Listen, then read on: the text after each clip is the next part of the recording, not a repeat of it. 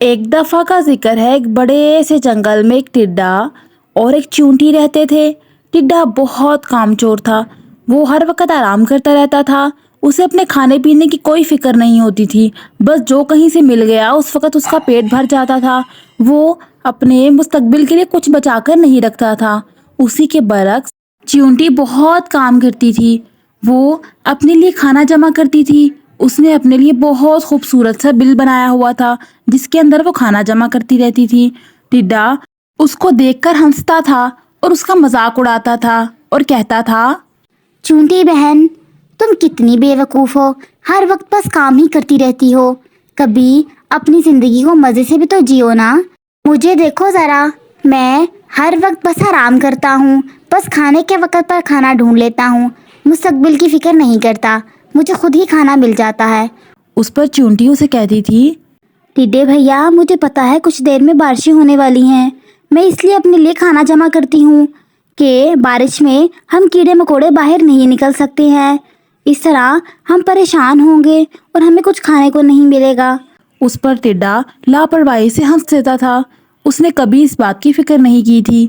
ایک دن ایسا ہی ہوا، بہت تیز طوفان آیا اور بارش ہونا شروع ہو گئی۔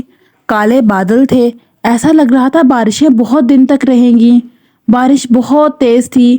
چونٹی تو مزے سے اپنے بل کے اندر تھی، لیکن ٹڈے نے تو اپنے لیے بل بھی نہیں بنائی ہوئی تھی، وہ بس ایک درخت پر ہی رہتا تھا، اس لیے وہاں پر اب اس کے لیے رہنا مشکل ہو رہا تھا کیونکہ بارش بہت تیز تھی اور اس کو بھگوئے جا رہی تھی اور کھانے کو تو کچھ اس کو مل ہی نہیں رہا تھا۔ اتنی تیز بارش میں بھلا اسے کیا کھانے کو مل سکتا تھا؟ ٹڈا بہت بھوکا تھا اور پریشان تھا۔ اس نے چونٹی کے پاس جانے کا فیصلہ کیا کہ اسے پناہ لے لیتا ہوں۔ چونٹی کے پاس گیا تو چونٹی بہت کھلے دل کی مالک تھی۔ اس نے اس کی التجا سن کر کہا، ٹڈے بھیا، آپ میرے ساتھ ہی رہ لو، میری بل کے اندر جب تک بارشیں ختم نہیں ہو جاتی اور میں نے کھانا بہت سارا جمع کیا ہوا ہے، آپ اس میں سے آرام سے کھا سکتے ہو۔ لیکن دیکھو، میں آپ کو سمجھاتی تھی نا، آپ میری بات پہ ہنس دیتے تھے۔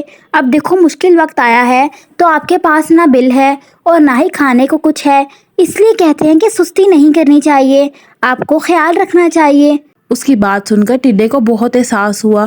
اس نے چونٹی کا بہت شکریہ ادا کیا اور آئندہ سے وعدہ کیا کہ وہ سستی نہیں کرے گا بلکہ وقت سے پہلے اپنے لیے کھانا جمع کرے گا اور اپنی بل بنائے گا۔ اگر آپ کو یہ ویڈیو پسند آئی ہے تو اس ویڈیو کو لائک اور چینل کو سبسکرائب کیجئے اور بیل کے آئیکن کو پریس کر دیجئے تاکہ روز آپ کو اس طرح کی مزیدار سی سٹوریز دیکھنے کو ملتی رہے۔